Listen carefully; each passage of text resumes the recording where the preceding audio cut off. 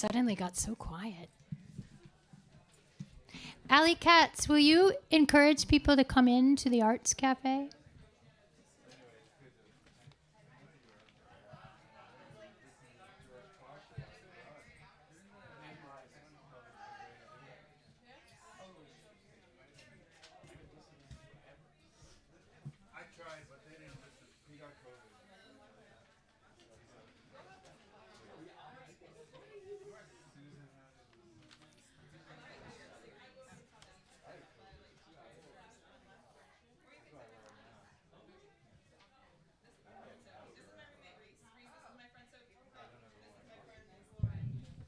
There are plenty of seats. Come on in. There's second row seats. There's third row seats. There's even first row seats, which you totally want. You totally want the first row. I know it. I know it. Oh, Chris Funkhauser's in the first row.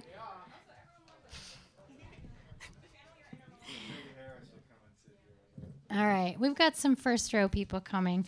Well, as people are getting their bowl of soup and trickling in, I am going to say hello and welcome to Mind of Winter. Welcome to Mind of Winter. I often start this program. Yes, front row people. That's a second row. That's the second row. It's pretty close. It's pretty close. We have seats on the benches here. We have seats on the bench here. There's first row seats. There's plenty of seats, and you can probably hear in the living room.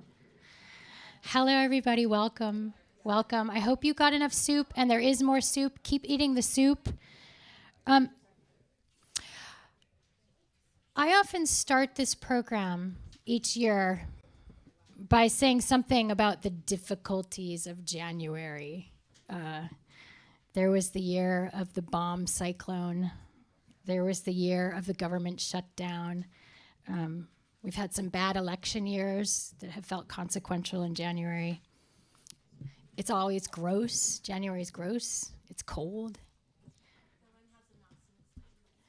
Dylan has a mouse in his soup?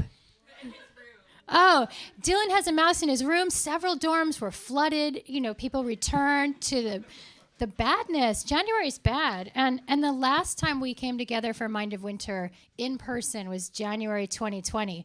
So to the list of bad January things, let's add global pandemic. I mean, it has been hard, and January is always hard. My 13-year-old, I have a 13-year-old, she tells me that sincerity is really cringy these days. And anytime I say something sincere, she tells me to stop. She's not here. So I'm really glad we can be together again in person, that we're here together for this.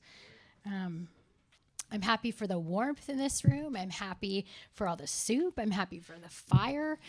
I'm happy for all of you. So, you know, January, so what? And my daughter, sorry, cringe away. So we come together for Mind of Winter to do a few things. We eat together. We acknowledge our human connections. We listen. We make meaning together. So that's it. That's what this program is. And that's what the Writers' House is. So I want you to come back and eat together, listen to one another, make meaning together, acknowledge our human connections. Before we get to the readings and the rest of this program, can we say thank you to all the soup makers? Yeah. We had Amber Woodward, Allie Katz, Sophia DeRose, Heidi Kalu, and Kenna O'Rourke. And these were really good soups, a real team effort. We covered all the bases. If you want to make a soup next year, I hope you will volunteer. Okay, so for the event itself, we have several community members who will come up and read a poem or poems that they've selected or that they've written. We have a real range. They're all wintry. They're pretty brief. The whole idea is to activate what we mean by winter and to think together about winter. But to start us off, we're going to have a discussion about the poem that gives us the name of this program. So I want to welcome Al Filleries up here, who's going to lead us in discussion of the snowman. And you should have a program, and if you don't, I'll hand you one, or they're in a basket in the back, where the poem is on there. Here's Al. Hey, that wasn't good enough. Here's Al. Thank you. Okay. Yes. So we've been doing this thing, and we've been doing this forever, since like 98 or something. It's been every year we look at The Snowman by Wallace Stevens, which is a really weird and funky poem. And what we're going to do is we're going to read it together, and then I'm going to ask 7 people. And Wes, you're smiling so much, I'm going to put you on my list. And that smile either said, really, that's what we're doing? Or it's, please call on me. I couldn't tell which one, but anyway, it's too late, Wes, you're in. What we do is we go through the poem, and then I'm going to assign a phrase or a word to 7 different people, and you're going to, when we get to that word in the collaborative close reading, you're going to just help us. And we have portable mics. Zelda, do we? Is it charged up and ready to go? Fantastic. All right. All right, so I'm going to read the poem through once, and then I'm going to assign the parts, and then we're just going to talk quickly. Don't make a big sermon out of it. Just tell us what the phrase means for you or how it works, okay? The Snowman. The Snowman. Somebody wrote a whole book about this poem, trying to interpret Wallace Stevens, the poet, as a Buddhist poet. He was not a Buddhist poet, but the poem is Buddhistic, so there you go. The Snowman. One must have a mind of winter to regard the frost and the boughs of the pine trees crusted with snow, and have been cold a long time to behold the junipers shagged with ice, the spruces rough in the distant glitter of the January sun, and not to think of any misery in the sound of the wind, in the sound of a few leaves, which is the sound of the land full of the same wind that is blowing in the same bare place. For the listener, who listens in the snow, and nothing himself, beholds nothing that is not there, and the nothing that is. Okay. Number 1, Mind of Winter. So that would be the aforementioned Wes. You have Mind of Winter, Wes. Are you accept? Okay, great. Hey, Savannah. Where's Savannah? I saw Savannah a second. Savannah, come back in. Hi, this is Savannah. Does everybody know Savannah? I just met Savannah today. I mean, like, we've seen each other, but finally met. What's funny?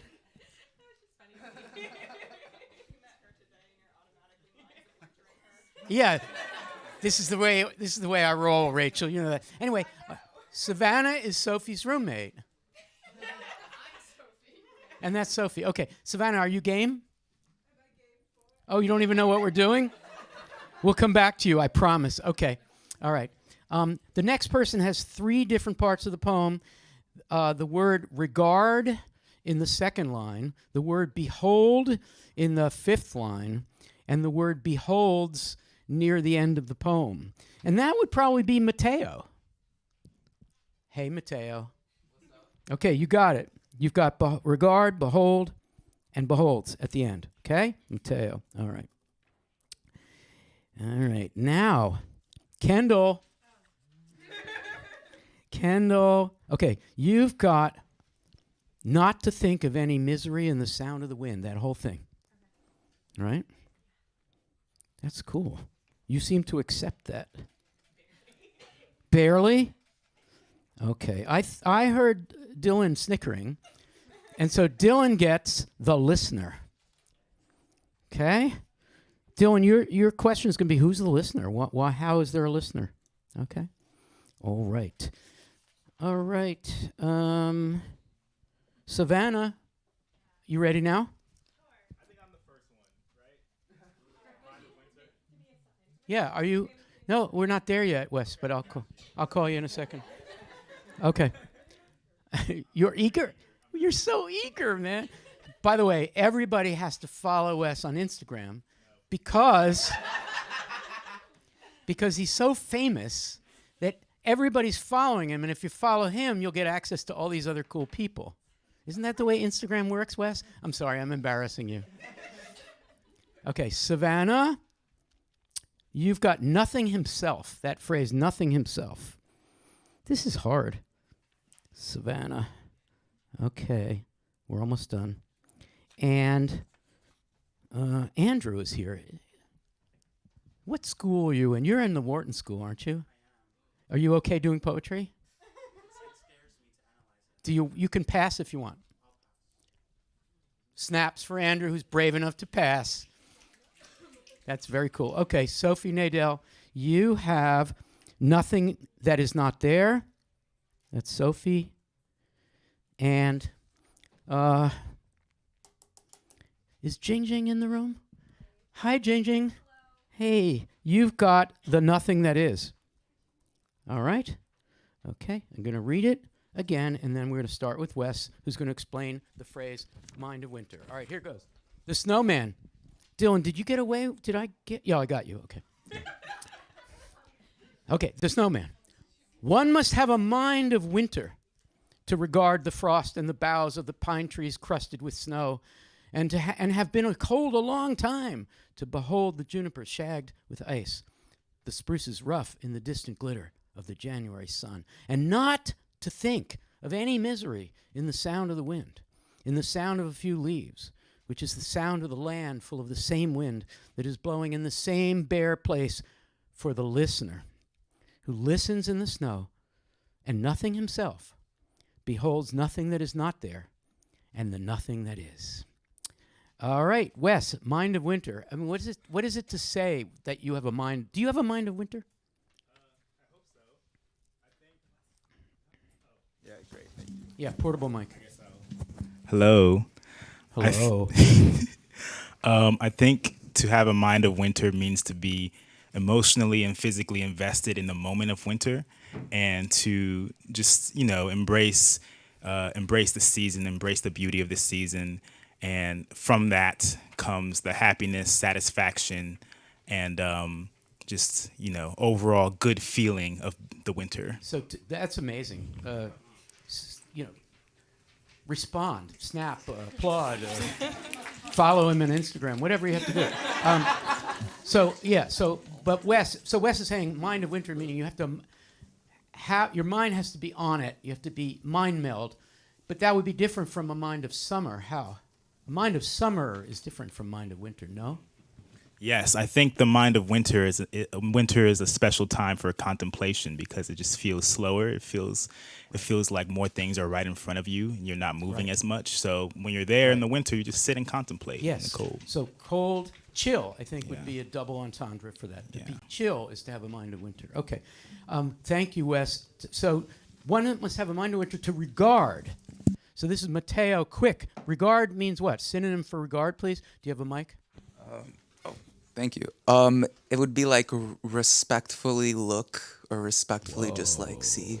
Fancy English major kind of response.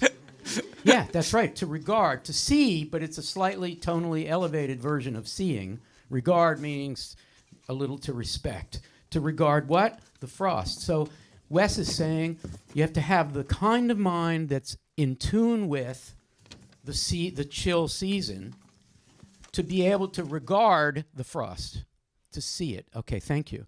To regard the frost in the boughs of the pine trees crusted with snow. It's really cold, and have been cold a long time. To Mateo, behold.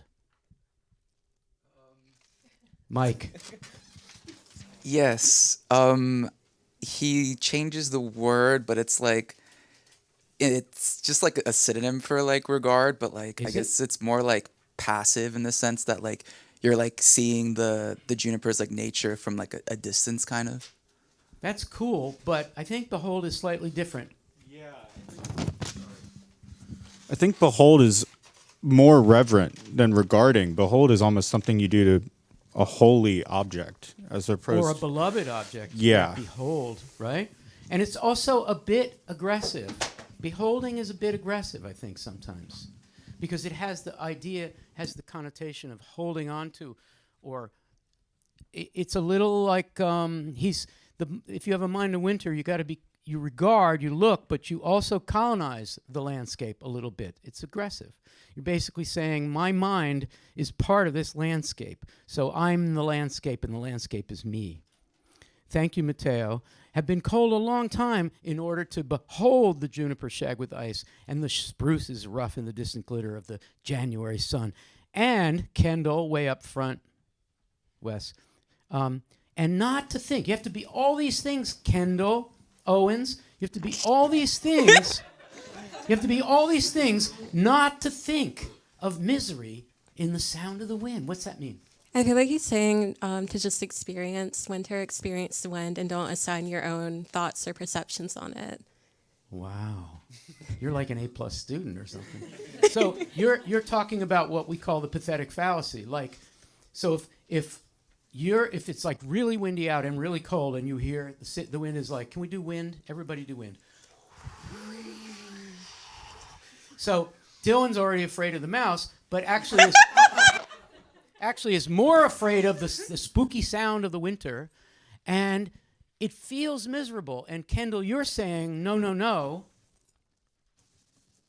Like, the wind is the wind. It's the wind. It's the fucking wind. The wind is the wind. Winter comes with cold wind. Don't be all, it feels so miserable. It's just weather. So you have to have a mind of winter. I mean, let's go back to Wes's point. You have to have a mind of winter. Your mind has to grasp and be part of and be into the winter in order to see the frost, in order to behold the junipers, and still not to think. You have to be so Buddhistically together with the winter in order not to think that there's any misery in it. It is the winter. It is what it is. And poetry is all wrong for saying, oh, the wind, Keats, and I feel bad, and all that stuff. Sorry, Chris, did I diss Keats unnecessarily? And not to think of any misery in the wind, in the sound of the few leaves. So, Kendall, that's more like, remote, scary, sound of a couple leaves skittering along the sidewalk, which is the sound of the land full of the same wind that is blowing in the same bare place. It's just spooky, right? And he's saying, no. If you behold it, if you can just get yourself into that meditative state where you are the winter, I am the winter, then it's not miserable. It's actually pretty great. It's winter, man. Okay, Dylan. All this for the listener. Who is this listener? Where did this listener come from? Who's the listener? Well, I think it's left intentionally very vague. It could really, the listener is such a general term. It could really apply to anyone, even perhaps the reader of this poem, the people sitting in this room. It's a meta poem. Perhaps. Wait, you're shocking. Sophia's there going, I knew Al was going to go there. This was a matter of time. It took longer than normal. Yeah. It could be the listener. The listener could be you, right? Yeah, it could be me. It could be in the poem, in the landscape of the poem. Who is it? In the landscape of the poem. Yeah, this poem. There's a landscape. There's junipers and there's ice and it's cold. Wind. Who's the listener? I mean, I think in some ways the one thing that is kind of absent from this poem is the snowman itself. But if we assign, so far there's no snowman. Yeah, so snowman could be listening. How spooky is that? The snowman has a subjectivity. That snowman over there has. You ever thought of us? They're really spooky. Subjective snowmen. Your turn. Yeah, I really think it just depends on how we are assigning meaning to that section and how we're kind of relating to who the listener means to us, if we're the listener, if someone over there. So if I assign you the part, we're doing this as a play or a movie, and I assign you the part of the snow person, what would the snow person be doing? And what is the ideal state of the snow person? Well, it's going back to, I think, what we were talking about with beholds. I mean, the listener is beholding, the listener is possessing the mind of winter, the state of mind that one Which needs is a to be in. non-state. The state of not misery, the state of being one with nature, being one with the cold, mind of winter. So the listener listens, and listening does not see misery. This is the whole point of this program that we have every year, which is to chase away the wintry blues by having soup and getting together communally and together, and to talk about, I mean, it's not therapy in the winter to have someone talk about beaches and heat and, you know, palm trees and stuff like that. We think that the best thing you can do in winter is hear readings, you're about to hear them, all about cold and snow and chill and misery. And the whole idea is, I'm not miserable. It's just winter. I can get through this. This is the depressing part of the year. And Stevens is saying, it's not depressing for the snowman. He's just a snowman. We all ought to try to be snow people. For the listener who listens in the snow, and Savannah, nothing himself. How could the snowman be nothing himself? And there's a dramatic pause as the mic. I think it goes back to what was said earlier of like beholds is like holding something in like a holy status. So like the snowman himself is not the thing that's being beheld. Yeah. He's like observing all that's around him. So Like the it's a- value isn't in himself; it's in what's around him. Yes. Shit. I've been teaching this poem for a long time, and nobody's ever said that. Wait, you're saying that he has a kind of, his radical negativity, nothingness, is liberating. Yeah, but Like, he's free not to feel the misery. So nothing is a good state, for certainly in the Buddhist idea. Nothingness is good. yeah, I think if he's like not holding all the value in himself, but learning to like see the value that's around him, Yes. that nothingness is like That's okay. right. So it's not simply old-fashioned 19th century stupid, wrong objectivity, fake objectivity. Sorry, I didn't mean to be mean to the 19th century, but, you know, pseudo-objectivity. It's subjectivity that discovers its own objective feeling about what's around. It is cold. That is a juniper shag with ice, and I am not miserable. I am not miserable because I am nothing. All right, thank you. Savannah, debut, rookie. What's so funny, Kendall? She's not a rookie. She's a rookie in my world, I guess. And that's all that counts, right? Okay. And nothing himself beholds. So the nothing Matteo. The snow person who's a listener is nothing himself and beholds. Like nothing, right? To behold nothing is where we've gotten. Yeah. It's no longer that possessive colonizing thing. It's this meditative state that beholding is perceiving. Thank you. And Matteo did 3 of these, so give him a little love, please. Okay, so the snow person, Sophie Nadel, the snow person beholds nothing, and nothing himself beholds nothing that is not there. Translate that into plain English. Nothing that is not there. Well, I think that really links the snowman with the nothing. If he's nothing himself and he's beholding the nothing that is not there, Right. then he's beholding himself in a way. So what is nothing that is not there? I Translate. kind of read it as like an expanse of whiteness, kind of like snow, which But is just try to translate it. Nothing that is not there. If somebody came up to you and said, what did you see? Well, And I something said, is "Well, there." Nothing that is not there. something's there. Well, what is there? Nothing. It's Bingo! pretty amazing. Okay, beholds nothing that is not there, and Jing Jing beholds nothing that is not there, and the nothing that is turns a negative into a positive. What is there, Jing Jing? Well, apparently the miseries of the cold, because the state of nothing is the state of happiness, according to Buddhist philosophy. Right. So the nothing that is, it turns that nothingness into a thing. So instead of thinking about nothingness as an emptiness, as a negative, you think of nothingness as a thing. It is nothing that is something. We've turned the nothingness of the mind of winter into a state of being that accepts that nothing is a thing. You guys, did we record this? Zelda, does it work? Does the machinery work? Yes. Great. So we did a damn good job. Give yourselves a big hand.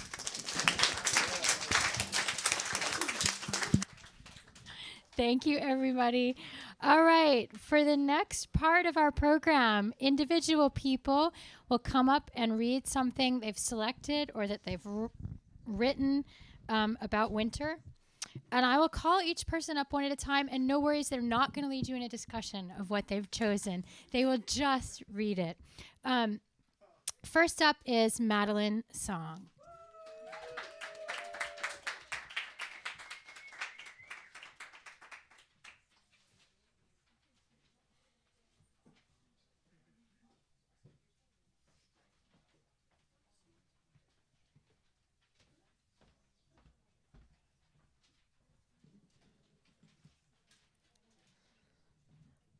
This is February by Alex Dimitrov. There are people dying in emergency rooms and people in love every night before and after the feast of St. Valentine.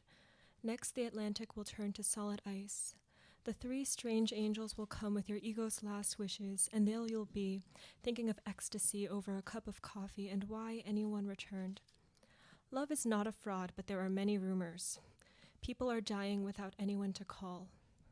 How much would you pay to be touched in the right way? Who would you think of with your hands on some bed like an animal? And haven't we all been there, walking through the world, waiting for someone to free us or tie us to ourselves? People are dying, yes, despite all our knowledge, regardless of touch, what we own, everything we continue to steal, everyone and their miniature triumphs. No, they can't convince me love isn't our best invention, and why I went into the ice to swallow more than my body had room for. Even afraid, I opened my mouth and swallowed. I took it all down. I was made by the cold.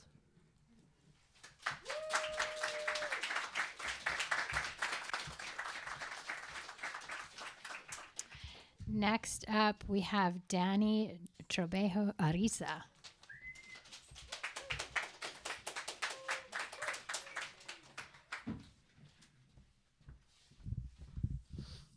Hi, everyone.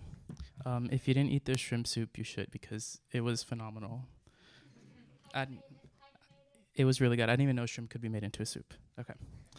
I'm going to be reading It Sifts from Leaden Sieves by Emily Dickinson. It sifts from leaden sieves. It powders all the wood. It fills with alabaster wool, the wrinkles of the road. It makes an even face of mountain and of plain, unbroken forehead from the east unto the east again. It reaches to the fence. It wraps it rail by rail, till it is lost in fleeces. It deals celestial veil. To stump and stack and stem a summer's empty room, acres of joints where harvests were, recordless but for them. It ruffles wrists of posts as ankles of a queen, then stills its artisans like ghosts, denying they have been.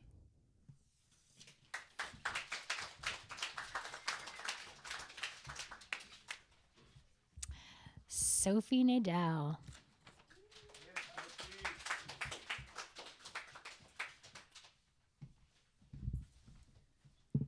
Hi, I'm going to read a kid's story from when I was a kid. It was in a big book of children's bedtime stories, and I used to read it over and over again. So now I'm going to share with you one of the stories that is specifically about snow and winter. It is called The Princess and the Snowman. And like the snowman from the poem, this snowman will also be sentient. One morning, Princess Bella looked out her bedroom window and saw that the palace was covered in a thick layer of snow. Snow lay on the turrets and along the tops of the walls. There was snow in the well and snow on the guards' hats. The palace garden was so deep with snow, it looked as though it was covered in delicious icing. The snow looked fresh, inviting, and untouched, apart from a line of paw prints made by Bella's cat, Bo. The princess clapped her hands with glee.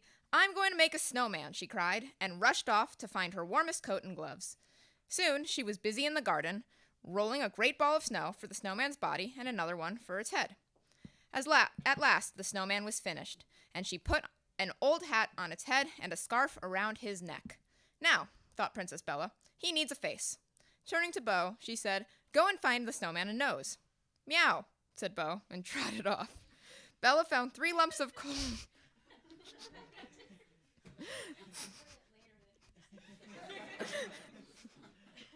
Bella found 3 lumps of coal and stuck them in a row on the snowman's head to make a mouth. Then she stuck a stone on each side of his head for ears. Bo came back with a piece of carrot in her mouth. "Well done, Bo," said Bella. "That's perfect for a nose." And she stuck the carrot in place. After a moment, there was a call from the palace windows. "Bella, Bella, come inside at once. It's time for your lessons," called the queen. Bella ran indoors, and, do you know, she forgot all about giving the snowman a pair of eyes. "I wonder when the princess will come and give me my eyes," thought the snowman wistfully. "I'd better keep my wits about me." He listened hard with his stone ears and sniffed with his carrot nose, but there was no one there. Night came, and all the lights of the palace went out. In the middle of the night, a storm blew up. The windows of the palace rattled, the trees creaked and groaned, and the wind moaned. The snowman strained his stone ears even harder, and now he could hear a fearsome icy jangle and a piercing, shrieking laugh. It was the Ice Queen. As she blew past the snowman, he felt the Ice Queen's cold breath on his snowy cheek and the touch of her icicle fingers on his snowy brow. The snowman shivered with fear. Now he heard the Ice Queen's icy tap, tap, tap on the palace door and her howl as she slipped through the keyhole. There was a silence for a while. Then suddenly the snowman heard a window being flung open and the Ice Queen's cruel laugh. "She's leaving," thought the snowman with relief. But what was this? Now he could hear the sound of a girl sobbing, and as the Ice Queen passed, he heard Princess Bella's voice calling, "Help me!" Then there was silence again, save for the sound of the wind in the trees. "She's carried off the princess," thought the snowman. "There's only one thing to do." He drew his breath, and with all of his might, he shouted through his cold lips, "Help!" He thought to himself, "No one will hear my shouts above the noise of the wind." But soon he felt a warm glow on his cheek. "Can I help?" said a soft, kindly voice. "I am the south wind, and I can see you're in trouble." The snowman could hardly believe his stone ears. "Oh, yes, please help," he cried. "The Ice Queen has carried off Princess Bella, and I'm afraid she may die of cold." "I'll see what I can do," said the south wind gently, and she started to blow a warm wind. She blew, and soon the Ice Queen's icy arms began to melt. Then Bella was able to slip from her cold grasp. "It was the snowman who saved you," whispered the south wind in Bella's ear as she carried her back to the palace. Bella could hear the drip, drip sound of snow being melted by the south wind's warm breath. As she reached the palace gate, the sun was rising and the snow in the garden was turning to slush. "I must see my snowman before he is gone," she thought. There he was, on the lawn. His hat was starting to slide off his head, and his mouth was all crooked. She rushed over to him, and to her astonishment, he spoke. "Please give me my eyes before I melt completely," he begged. "Yes, of course I will," Bella replied. Quickly, she fixed 2 pieces of coal in place on his melting face. "You are so lovely," said the snowman, looking at her with his coal eyes. "I have one last request before I'm gone. Will you marry me?" "Why, I will," said Bella, without thinking twice, for how could she refuse the request of one who had saved her from the Ice Queen? Bella could not bear to think that the snowman was melting away. She glanced down so he would not see that she was crying. "Bella," he said. She looked up, and standing before her was a prince.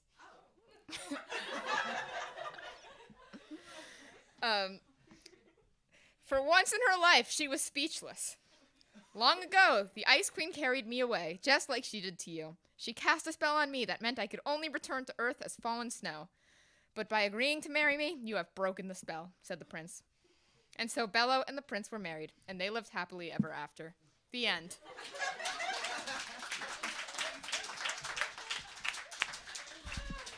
Oh, that was joyous. Oh, man. Okay. Next up, Andrew DePass.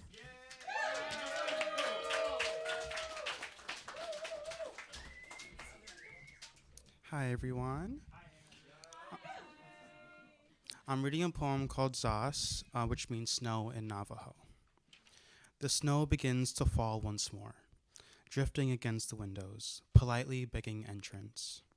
and then falling with disappointment to the ground, endlessly, a heavy blanket on the outdoors, floating down on the silent earth and covered, all around and silenced all trace of the world. I wonder if the snow loves the trees and fields, that it kisses them so gently, and then it covers them up, snug, with a white quilt, and perhaps it says, go to sleep until the spring comes. Something awaits beneath it. The whole story doesn't show. A cold wind blows from the north, as it makes the trees rustle like living things. When snow falls, nature listens. Snow is Mother Earth's attempt to make her dirty world look clean. Snowflakes are nature's most fragile things, but look what it can accomplish when they stick together. Christmas waves a magic wand over this world, changing it before our very eyes. Everything is softer and more beautiful. For some, it isn't just a season, it's a feeling. To others, it is a day that holds time altogether.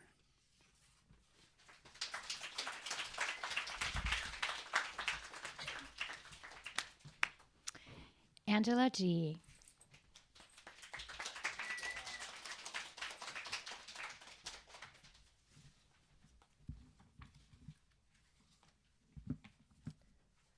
The brothers are happy and thankful to have simple work ahead of them, slamming the truck doors with extra force to shake off the snow, scraping the ice from all the windows, pushing the snow from the roof and hood.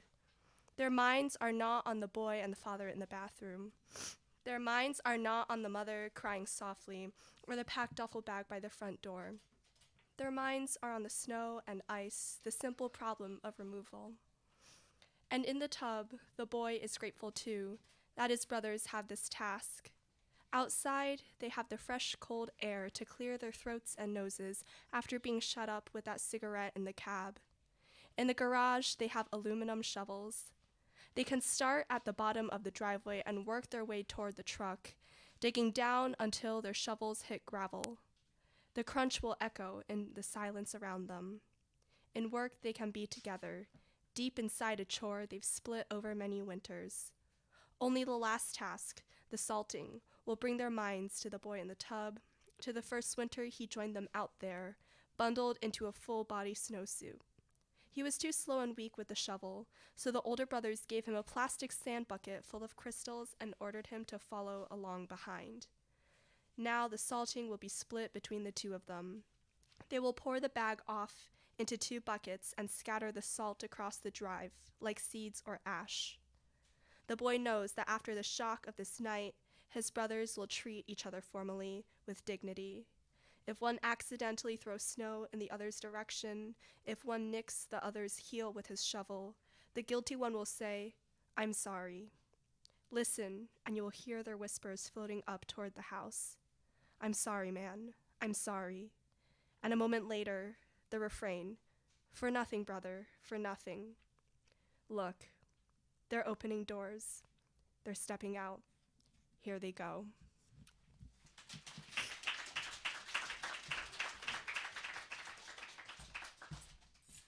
We have 2 more readers. Next up is Kendall Owens.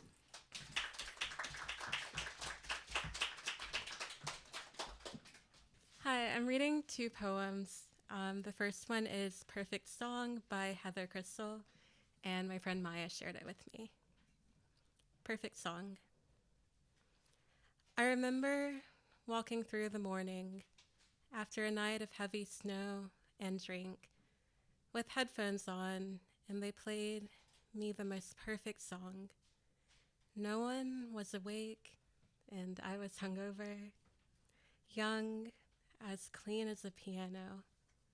I thought, and at any moment, someone might fall in love with me. I was that woven into the electric, cold, bright air, and for weeks after, I went through the album and searched for the song, but could not find it. And later, much later, I saw that what I had taken to be the song was in fact the joyous concordance of a moment that would not come again. Okay.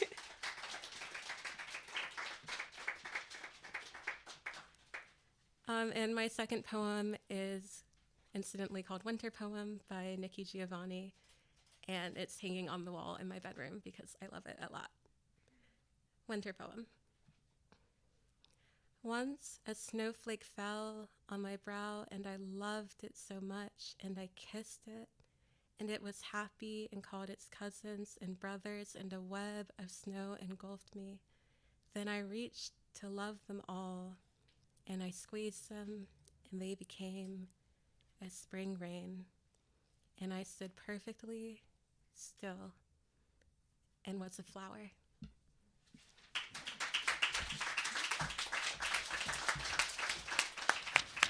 And last but not least, we have Chris Funkhauser.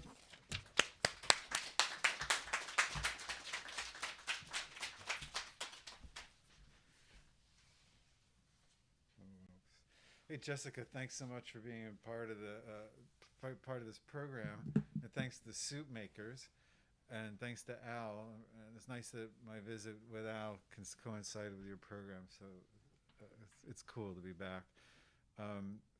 About 40 years ago, I wrote a poem that was winter-based, and I don't have a copy of it, but I remembered some of it. So, around winter, with quiet snow, trees resemble paintings in a desolate motel. Shall we vivisect the forest's mattress and speculate on which parts of our lives aren't a season? This from a chapbook called Subsoil Loots, which Al mentioned earlier in a program. The whole part of winter driving you crazy, but we can get through it, and kind of the stuff he was talking about reminded me of this. And winter can drive you crazy. There's all the cold, but there's also the warm side, and the fantasy is about the seasons to come, kind of a thing. So this is called Peach Realities, and I found these poems just by doing a search on the Oracle, my hard drive that for winter. For winter, this is winter. There is a place that hardens to sear establishment's sufficiency, glides down, habituates to singe that governing body wealth displaces. Castrations loosening, avalanches doddered, lazy this torrent fathoming title rolls, tinkle fathoming, understanding persona, like fathoming ting, go-getter oversupply trivets and maffics generalizing. Oh, spunky, longhand winters with Detroit rickets, psychology mainmasts arbitrarily apparatus strangleholds. And if it wasn't for posteriors and stock trader gurus, mainmasts of military service wouldn't glide normally. I'm going spunky, longhand blockages, jovially as blithesome as a basher. Going hawkers like ripcords carped in the screwdriver. Elaborately won't harm or go snidely fattier. I looked at mainmast like a scantiness loosened photo finisher, like a junk shop's coins loosened in ripples and rugs. Look at mainmast until dampers devote hugs. You damp down the fire, whatever. These are a few lines taken from a project called You Are, Therefore I Am. Standards, conspiracies of combat, extremely identified royal savings, a ring, and that record, the winter and valve, and to complain very shouted. If to succeed primarily mattered, enterprise of merit connecting solution and slope, vicar of age, simply insisted, you are summer in winter. We spring at winters of destiny, and my question is analysis. Who was the constitution of charm that was so exceptional event? A sign of the 21st century in New Jersey, geese flying north for the winter. Last time I spoke at this place, special place. It was part of a program for Al put together for poetry in the 60s. And I gave a talk on Jackson McClough and his process of writing through and creating poetry out of writing through another text. So this is a writing through of the snowman, which is such a short poem, it's hard to write through. But I saw Simone White give a talk in Hartford a couple of months ago, and the lecture was called I Am Not Wallace Stevens. And it was mind-blowing. It was so good. Holy cow, it was amazing. So I'm writing through the snowman with the prompt being, I am not Wallace S., mind of Win. This poem is so short I couldn't get the T or the rest of it. But anyway, I thought it was funny too. Mind of Wind is such a different thing than winter. I'm not Wallace Stevens, mind of wind, for Simone White. Ice and misery, nothing. 1, 2, with any leaves land, and crusted, extinguished sun. Man in nothing distant, of few, which is nothing. Thanks again, everybody.